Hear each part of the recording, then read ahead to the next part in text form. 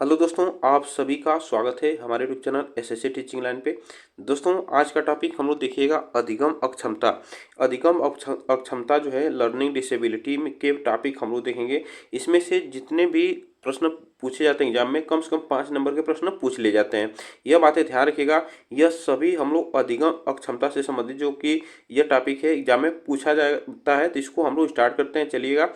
अगर बात है यहाँ पे देखिएगा अधिगम अक्षमता की, तो सबसे पहले हम जानते हैं कि अधिगम अक्षमता होता क्या है। देखिएगा देखिएगा अधिगम अक्षमता होता क्या है, या इसे विकार भी कहा जाता है। ध्यान रखिएगा, इसे विकार भी कहा जाता है, ठीक ना। तो यह सबसे पहले देखिएगा, इसे सामान्य भाषा में अगर बात की जाए तो अधिगम अक्षमता का तात्पर्य सीखने की क्षमता में कमी या अनुपस्थिति से है, ठीक ना।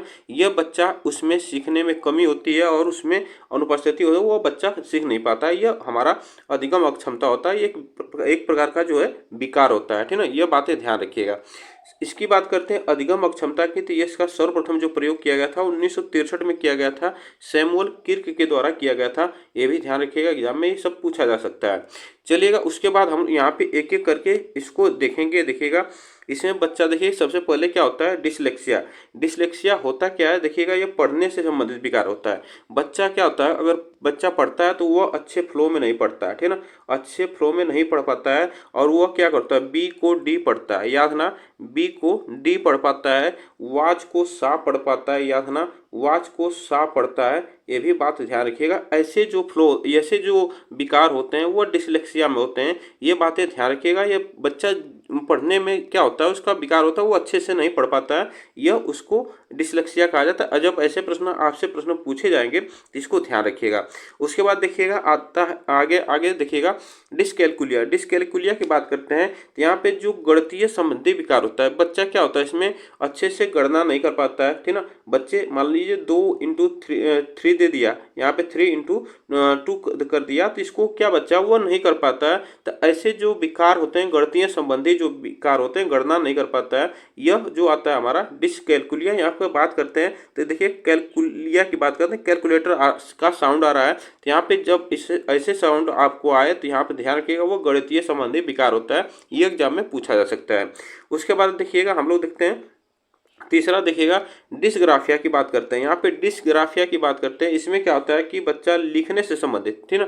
यह डिस्ग्राफिया, यहाँ पे देखिए ग्राफ की बात करी जा रही है, तो बच्चा क्या होगा, ग्राफ की बात करी जा रहा है, तो यहाँ पे लिखने से संबंधित विकार जो होता है वो डिस्ग्राफिया। बच्चा क्या होता है, इसमें जो बच्चा होता है उसको ध्यान रखिएगा। इसमें बच्चा अगर लिखा जाता है, यहाँ पे देखिएगा क्या करता है बच्चा, सा को वाज लिखता है, ठीक ना। सा को वाज लिखता है, सॉरी वाज लिखता है, और बी को डी लिखता है। वहां पे बच्चा क्या होता है, डिसलेक्सिया में क्या होता है, बच्चा सा को वाज पढ़ता था और बी को डी पढ़ता था। बस इतना अंतर है कि यहाँ पे बच्चा क्या होता है कि सा को वाज लिखता है और बी को डी लिख पाता है। ऐसे जो लिखने से संबंधित विकार होता है वह डिस्ग्राफिया में बच्चा आता है। बच्चे अच्छे से लिख नहीं पाता है, अच्छे राइटिंग में नहीं लिख पाता है, यह जो विकार होते हैं डिस्ग्राफिया में आते हैं। उसके बाद आते हैं देखिएगा डिस्फेक्सिया। डिस्फेक्सिया की बात करते हैं तो यह बोलने या भाषा संबंधित विकार होता है। बच्चा क्या होता है इसमें कि बच्चा अच्छे से नहीं पढ़ पाता, अपनी भावनाओं को व्यक्त नहीं कर पाता, अपनी भाषा को व्यक्त नहीं कर पाता है, वह किस में आता है, हमारा डिस्फेक्सिया में आता है। यह आपको याद रखना, डिस्फेजिया यहाँ पे लिखा है, डिस्फेजिया यहाँ पे होता है, तो यह सही है, इसको लिखा गया सही है। तो इसको इंग्लिश में डिस्फेजिया कहा जाता है और हिंदी में डिस्फेसिया इसको कहा जाता है। इसको ध्यान रखिएगा। यह बोलने से बच्चा इसमें क्या होता है, अपनी भाषा को सही से मतलब वो फ्लो में नहीं बोल पाता है, और इसमें बच्चा जो अपनी भावना को व्यक्त नहीं कर पाता, यह डिस्फेजिया में आता है। इसको ध्यान रखिएगा।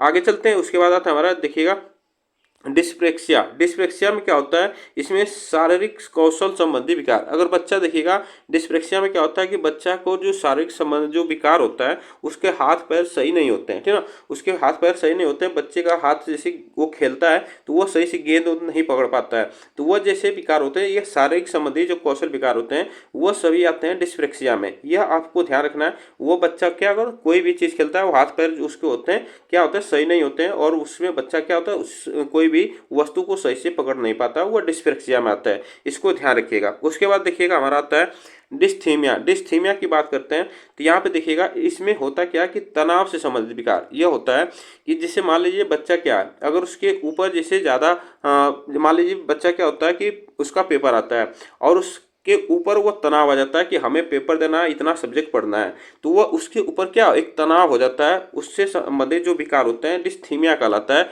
वह क्या करता है हमेशा मतलब वो क्या बोलते हैं उसको, दबाव में रहेगा, अपनी तनाव में रहेगा, दिमाग को हमेशा तनाव में वो रहता है, डिस्थीमिया इसे कहा जाता है। इसको ध्यान रखिएगा। उसके बाद देखिएगा आता है हमारा यहाँ पे डिस्मोर्फिया की बात करते हैं। डिस्मोर्फिया आता है एक हमारा, देखिएगा यह भ्रम से संबंधित है। बच्चा इसमें क्या होता है हमेशा भ्रमित रहता है, ठीक ना। क्या करता है बच्चा हमेशा भ्रम की स्थिति में रहता है।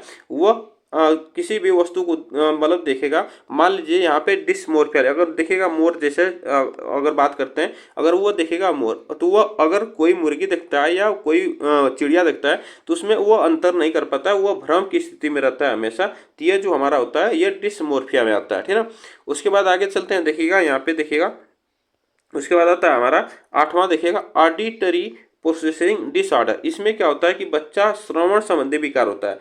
बच्चा इसमें सही से अच्छे से सुन नहीं पाता है, अपने मतलब जो सुनने की क्षमता होती है बच्चे की इसमें सही नहीं होती है, वो ऑडिटरी प्रोसेसिंग डिसऑर्डर कहलाता है। इसको भी ध्यान रखिएगा। उसके बाद चलिएगा इसमें अब हम लोग कुछ प्रश्न करेंगे जो कि प्रश्न एग्जाम में ये प्रश्न पूछे गए हैं, ठीक है ना, किसी एग्जाम में प्रश्न पूछे गए हैं। देखिएगा एक बच्चा जो ग्रस्त है वह सा और वाज और अनक्लियर और न्यूक्लियर और अनक्लियर में अंतर नहीं कर सकता, तो वह आपसे प्रश्न पूछेगा। तो यह आप ध्यान रखिएगा, जब ऐसा बच्चा हो कि वह सा को वाज लिख पाता है और न्यूक्लियर को अनक्लियर में अंतर नहीं कर पाता है, तो ऐसे बच्चा जो होता है वह डिसलेक्सिया से संबंधित है, ठीक ना।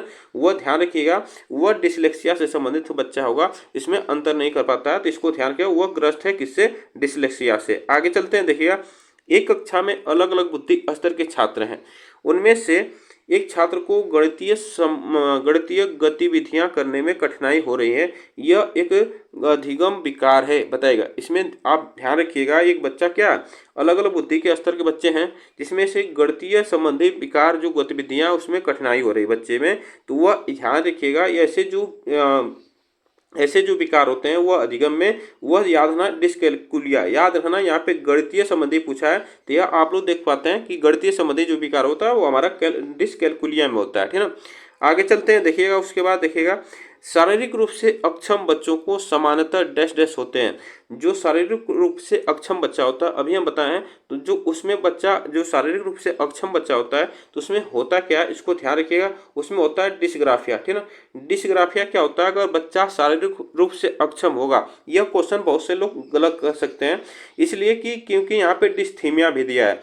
देखिएगा शारीरिक रूप से बच्चा क्या होता है अक्षम होगा, तो वह सामान्य रूप से अपने जो हाथ पैर होंगे उसके, वो क्या करेगा, उसको लिख नहीं पाता है, ठीक ना। उसमें लिख नहीं पाता है, उसको ध्यान रखिएगा। उसमें क्या करता है बच्चे, वो अपनी लिखावट अपने जो बच्चा होता है उसमें कोई भी अपनी लिखावट को सही से लिख नहीं पाता है, वो हमारा कहलाता है डिसग्राफिया, ठीक है ना। डिसग्राफिया यहाँ पे आप लोग बहुत से लोग लगाएंगे डिस्थीमिया, लेकिन ये एग्जाम में प्रश्न पूछा गया है यहाँ पे डिसग्राफिया, ठीक है ना। यह आप ध्यान रखिएगा, डिसग्राफिया यहाँ पे सही होगा।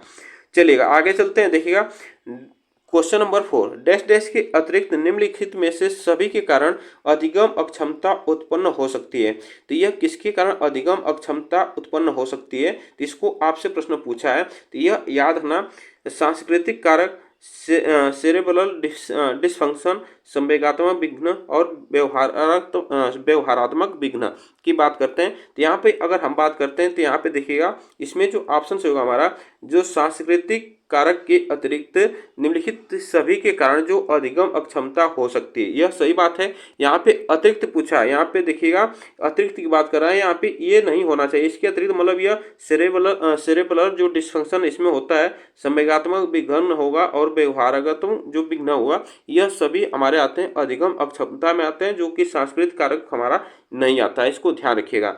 आगे चलते हैं, देखिएगा एक बच्चे को कॉपी में लिखने में विपरीत छवियां, दर्पण, छवि आदि जैसी गलतियां मिलती हैं, इस प्रकार का बच्चा लक्षण प्रदर्शित कर रहा है। तो यह याद रखना कि एक बच्चा है जो कि वह लिखने की में जो बच्चा विपरीत कार्य कर रहा है, दर्पण, छवि आदि जैसी गलतियां मिलती है उसमें, तो वह ध्यान रखिएगा वह किससे संबंधित है, एग्जाम में पूछ लिया जाता है, तो वह ध्यान रखिएगा अधिगम अक्षमता से, ठीक ना। वह ध्यान रखिएगा अधिगम अक्षमता से वह विकसित है बच्चा, किससे, डिसग्राफिया से वह संबंधित है, यह आपको ध्यान रखना है।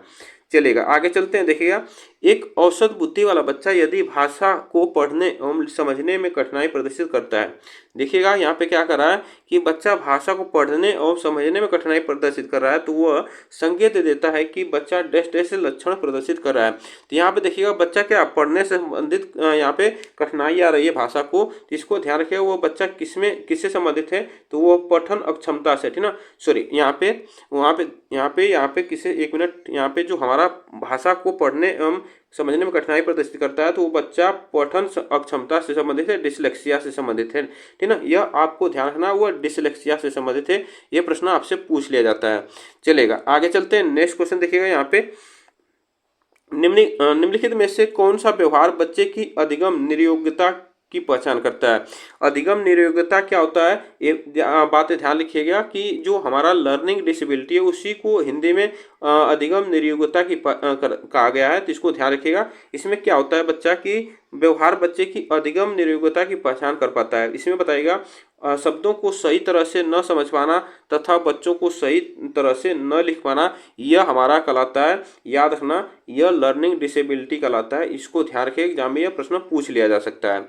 चलिएगा, आगे चलते हैं। नेक्स्ट देखिएगा यहाँ पे हमारा शब्दों में अक्षरों के क्रम को पढ़ने में कठिनाई का अनुभव करना और अक्षर चाक्षुष स्मृति का हास्य से संबंधित बताइएगा। इसमें कौन सा ऑप्शन हमारा सही होगा, यह आपसे प्रश्न पूछा है।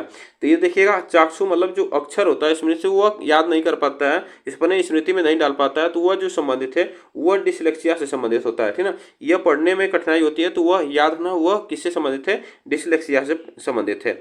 देखिएगा, आगे चलते हैं। गतिक कौशल में अधिगम निर्योग्यता कहलाती है, इसको ध्यान रखिएगा। जो लर्निंग डिसेबिलिटी है वो क्या कहलाती है, गतिक कौशल से संबंधित। यह प्रश्न आपसे पूछा जाता है तो वह ध्यान रखिएगा डिस्प्रेक्सिया कहलाता है, ठीक ना। वह डिस्प्रेक्सिया बच्चे इसमें क्या कर पाता है कि अगर कोई वस्तु उसको सही से पकड़ नहीं पाता है, वह अपने जैसे गेंद होती है उसको सही से पकड़ नहीं पाएगा, सही से फेंक नहीं पाता है, वह गतिक कौशल के अंतर्गत आता है, जिससे इसे कहा जाता है डिस्प्रेक्सिया। इसको ध्यान रखिएगा। आगे चलते हैं। देखिएगा, विकृत लिखावट से संबंधित लिखने की योग्यता में कमी किसका एक लक्षण है। विकृत की बात करते हैं, लिखावट, जो अच्छा बच्चा जो है वह अच्छे से लिख नहीं पाता है। विकृत का मतलब जो बच्चे अच्छे से लिख नहीं पाता है, उससे संबंधित जो लिखावट होगी वो किस में आएगी, तो वह ध्यान रखिएगा वो डिस्ग्राफिया में आएगी, ठीक ना। वह लिखने से संबंधित जो विकार होगा वो डिस्ग्राफिया में आता है। उसके बाद देखिएगा यहाँ पे वाणी दोष नहीं होता है, बताइएगा वाणी दोष इसमें से कौन सा नहीं होता है, इसको ध्यान रखिएगा। वाणी दोष की बात करते हैं तो देखिएगा धीमी या तेज गति से बोलने वाला जो बच्चा होता है वो एक वाणी दोष नहीं होता। वाणी दोष होता क्या है, ध्वनि परिवर्तन और अस्पष्टता उच्चारण, यह जो होता है यह वाणी दोष होता है। हकलाना और तुतलाना ये भी होता है, और तीव्र अस्पष्टता ये भी हमारा होता है। लेकिन जो नहीं होता है हमारा, इसमें ऑप्शन बी से होगा, धीमी या तेज गति से बोलना, यह नहीं होता है। आगे चलते हैं। देखिएगा, भाषा अवबोधन से संबंधित विकार बताइएगा। भाषा अवबोधन से संबंधित विकार क्या होता है, यह देखिएगा, इसे क्या कहा जाता है, अप्रेक्सिया कहा जाता है, यह चलाक घात कहा जाता है, इसे पठन वैकल्य या डिसलेक्सिया कहा जाता है, वाक संबंध या एस्पेक्सिया कहा जाता है। यहाँ पे देखिए भाषाघात एफेजिया कहा जाता है। इसको ध्यान रखिएगा, भाषा अवबोधन से संबंधित जो विकार होता है वह याद रखना अफेजिया कहा जाता है, ठीक ना। यह कहा जाता है भाषा घात, इसको हिंदी में कहा जाता है। इसको ध्यान रखिएगा, अफेजिया की बात करते हैं। तो इसमें जो ऑप्शन हमारा से होगा ये ऑप्शन सही होगा। चलिएगा, उसके बाद देखिएगा, फ वे म एवं न अक्षरों की ध्वनियों में अंतर न कर पाना अधिगम की समस्या संबंधित है। तो यह किससे संबंधित होता है, अधिगम की समस्या। इसको ध्यान रखिएगा, वह प्रत्यक्षीकरण, ठीक ना। बच्चा क्या होता है इसमें प्रत्यक्षीकरण नहीं कर पाता है, यह आपको ध्यान रखना, उसमें अंतर नहीं कर पाता है सही से, तो यह हमारा इससे संबंधित होता है प्रत्यक्षीकरण, ठीक ना। चलेगा, आगे चलते हैं। उसके बाद देखिएगा, यदि आपकी कक्षा का बच्चा सी को डी तथा डी को सी लिखे तो आप कौन से रोग से पीड़ित मतलब इसमें होगा, तो वह बच्चा याद रखना वह किससे संबंधित होगा, तो इसको ध्यान रखिएगा, वह आपसे प्रश्न पूछ लिया जाता है, तो वह डिसलेक्सिया से संबंधित बच्चा होगा, ठीक ना, डिसलेक्सिया से संबंधित होगा। इसमें देखिएगा बात की गई है लिखने और पढ़ने दोनों से संबंधित, है ना। तो यहाँ पे ऐसे जब भी आएगा क्वेश्चन तो आपको ध्यान रखना वो डिसलेक्सिया ही आपको लगाना है, तो इसमें आप ध्यान रखिएगा। आगे चलते हैं। देखिएगा, वर्तनी वाचन एवं गणना में कठिनाई, सामान्य बुद्धि एवं अच्छी अनुकूलनात्मक योग्यता विशेषता है।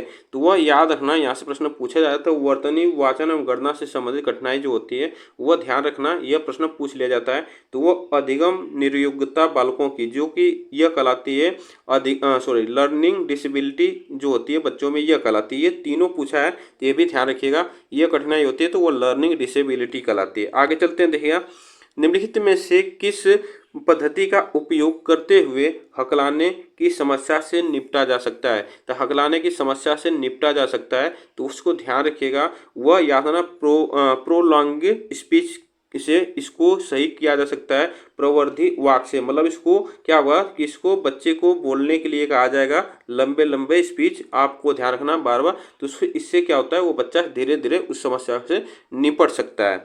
आगे चलते हैं, देखिएगा निम्नलिखित में से कौन सा विकासात्मक विकार का उदाहरण नहीं है। तो ये भी ध्यान रखिएगा, विकासात्मक विकार का उदाहरण नहीं है। इसमें ध्यान रखिएगा वो हमारा जो विकार होता है पर अभिघात तनाव जो यह नहीं होता है। इसमें आत्मविहूम जो ऑटिज्म होता है यह होता है, प्रमस्तिष्क घात ये भी होता है। और यहाँ पे देखिएगा attention difficult hyper activity disorder जो होता है ये भी होता है। जो हमारा नहीं होता है यहाँ पे देखिएगा इसे कहा जाता है पोस्ट ऑटोमेटिक इसे कहा जाता है। तो इसको ध्यान रखिए, यह हमारा नहीं होता है। तो इसमें ऑप्शन यही हमारा सही है, ठीक ना।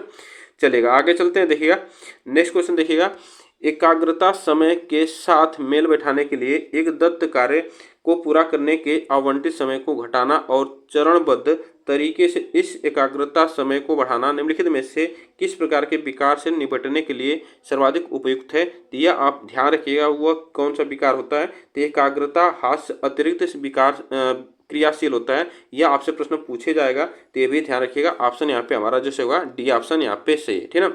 उसके बाद देखिएगा यहाँ पे आता है हमारा निम्नलिखित में से मानसिक विकार के लक्षणों को सभी दर्शाते हैं सिवाय किसके। तो वह याद रखना सिवाय किसके मानसिक लक्षणों को दर्शाते हैं। तो यह आप ध्यान रखिएगा, इसमें से प्रश्न पूछा जाएगा तो वह संबंध से, ठीक ना।